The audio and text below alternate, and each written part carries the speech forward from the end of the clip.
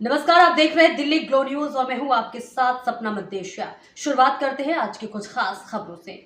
अनिता चौधरी हत्याकांड मामले को लेकर विश्व हिंदू परिषद व अन्य संगठनों में भारी रोष व्याप्त है। राजस्थान जाट महासभा महिला विंग की प्रदेशाध्यक्ष शारदा चौधरी के नेतृत्व में भगत की कोठी के वीर तेजा मंदिर में धरना दिया जा रहा है। वहीं सर्व समाज के बैनर तले शनिवार को गांधी मैदान में हत्याकांड पर रोष व्यक्त किया गया। रैली के रूप में सभी पुलिस कमिश्नर कार्यालय पहुंचे और पुलिस कमिश्नर राजेंद्र सिंह को ज्ञापन सौंपा। ज्ञापन में हत्यारों को जल्द गिरफ्तार कर फांसी की सजा दिलाने, मृतक के आश्रितों को 1 करोड़ रुपए आर्थिक मदद व सरकारी नौकरी व न्यायिक जांच की मांग की गई है। पुलिस कमिश्नर ने आरोपी को जल्द गिरफ्तार करने व निष्पक्ष जांच का भरोसा दिलाया। फिलहाल संगठन शव का पोस्टमार्टम करने पर अड़े हुए हैं। गया है और अभी जमानत छोड़ के यह आया है। बोलो ये किसने किया है? मुसलमानों ने किया है। तो भाई आज हिंदुस्तान के अंदर अपन के साथ में ये हलाल हो रही है तो अपन बचेंगे कैसे? सजनों, अपन को एकजुटता से होकर चलना पड़ेगा। पर बच्चे को जान से मारने की धमकी दी है सजनों, तो अपन एकजुट के आगे हमें इसके मैं पढ़ना बस जैसे तैसे करके उसको दंड देना तभी होगा। ये छोटी छोटी घटना करके तो वो शहर बन रहे। भाई हमें यही कहेंगे, प्रशासन को भी यही कहेंगे कि भाई हिंदू का आज त्योहार है, त्योहार के ऊपर भी ये कर रहा है। आपके जो कोई नमाज पढ़ने का होता तो हम ऐसा कोई करते तो आप क्या बर्दाश्त कर सकते क्या? इसलिए सजनों सब एकजुट होना पड़ेगा। एकजुटता नहीं अपन का सार है। एकजुटता नहीं होंगे तो अपन जाति में बंट जाएंगे तो सब करते जाएंगे। इसलिए आप सब एक होकर चलना। जय श्री राम। मोदी है वास्तव में ये जो घटना घटी है, जिस प्रकार से अनिता का मर्डर होना, उसके बाद में उसकी लाश को 6 टुकड़ों में काट के 15 फुट गहरे गड्ढे में गाड़ना, ये कोई साधारण घटना नहीं है। निश्चित रूप से इसके पीछे बड़ी गैंग का हाथ है। किसने साजिश की होगी, किसने घटना को अंजाम दिया होगा, किसने उसको शो किया होगा और किसने से घटना घटने के बाद में अपराधियों को बचाने के लिए उनको पर्ची दिया होगा। तो निश्चित रूप से उनके बीच में एक लंबी कड़ी जुड़ी हुई है। जब तक पूरी कड़ी और उससे संबंधित व्यक्ति साजिश करता हो, चाहे हत्या करने वाला हो, चाहे हत्या में सहयोग करने वाला हो, चाहे उनको पर्चे देने वाला हो, उन सबको गिरफ्तारी करके उनको कड़ी से कड़ी सजा दिलाना हम सबका कर्तव्य बनता है। और सजा मिलेगी तो बहन अनिता को न्याय मिलेगा, उसकी आत्मा को शांति मिलेगी। शहर में घटना पहले कह सकते हैं, लेकिन दूसरी घटना की जानकारी मिली है, हमारा सामने है। लौजिवाद की बात हुई, दूसरी कोई बात हुई, तो ये घटना शहर में प्रतिदिन घट रही है। लौजिवाद के विषय बहुत सी महिलाएं बैठी जो काम कर रही है इसके अंदर, कई बहुत से भाई काम कर रहे हैं।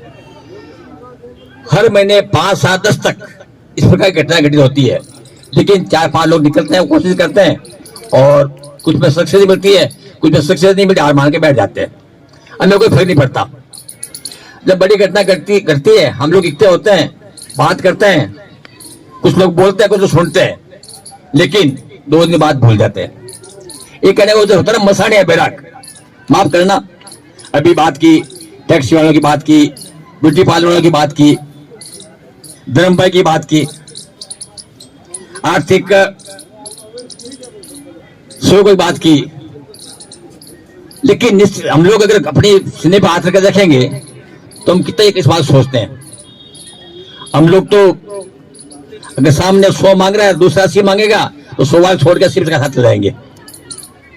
ये बिल्कुल भूल जाता है कि 80 देके किसको दूध पड़ने का काम कर रहे हैं, वो नहीं सोचते हैं। बस 10 रुपए का और इसका प्रतिकार अगर हमने नहीं किया तो हमसे बुज़दिल और अपनी मौत बुलाने वाला और दूसरा कोई नहीं होगा। हम समय होंगे। हमें किसी जाति में नहीं जाना है, किसी राजनीतिक पार्टी में नहीं जाना है।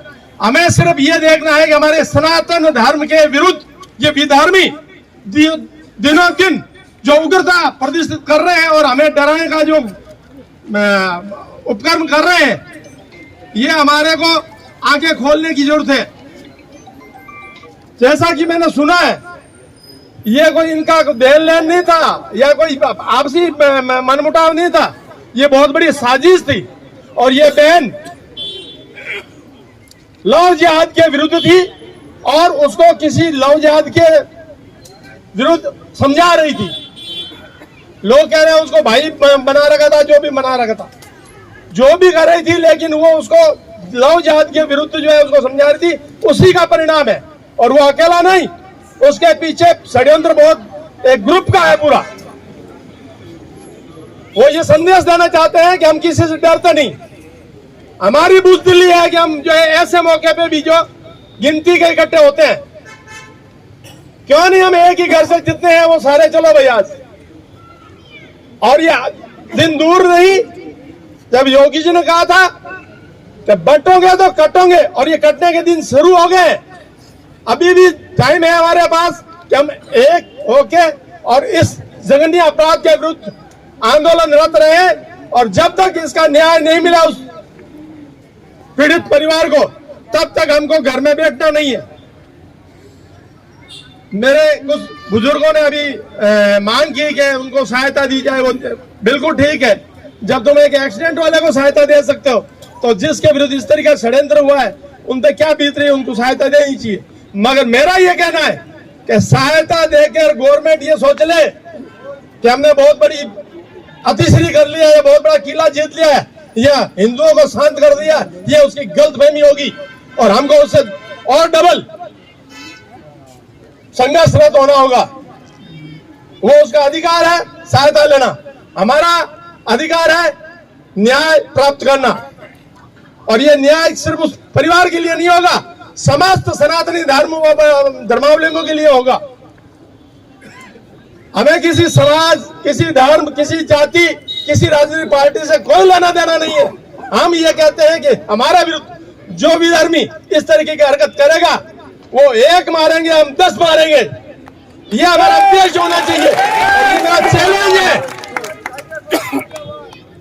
जब तक हमारे घर के अंदर एक एक को हम बाहर नहीं निकालते, चाहे वो फिटर है, चाहे वो इलेक्ट्रिशियन है, ये कसम खा लो कि हमें इन विधर्मियों को घर के अंदर एंट्री नहीं देनी है। चाहे हमको भूखा रहना पड़े, पानी गिरता रहना पड़े, अंधेरे में रहना पड़े।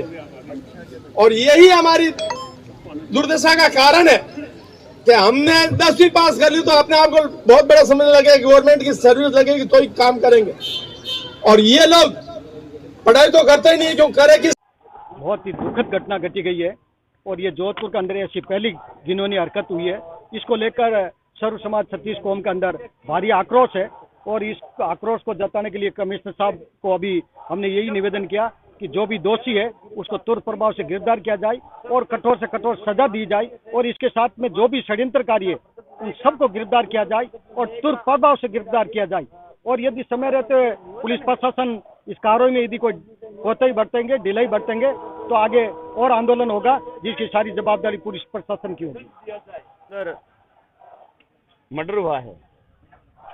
इस मर्डर के लिए हम प्रशासन से निवेदन करने के लिए आए हैं यहाँ कि जब तक मुलजिम नहीं पकड़ा जाए, जब तक ये बॉडी हम नहीं उठाएंगे, चाहे 2 दिन लग जाए, चाहे 10 दिन लग जाए, जब तक ये बॉडी नहीं उठेगी और मुलजिम को जल्दी से जल्दी गिरफ्तार किया जाए और इसको दंड दिया जाए या फांसी लटकाया जाए इसको या गोली मार दिया जाए।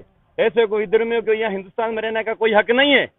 इसलिए मेरा यही कहना है, जो विधर्मी है, ऐसा कुकर्म करता है, उसको फांसी दिया जाए तुरंत तत्काल के साथ। जय श्री राम।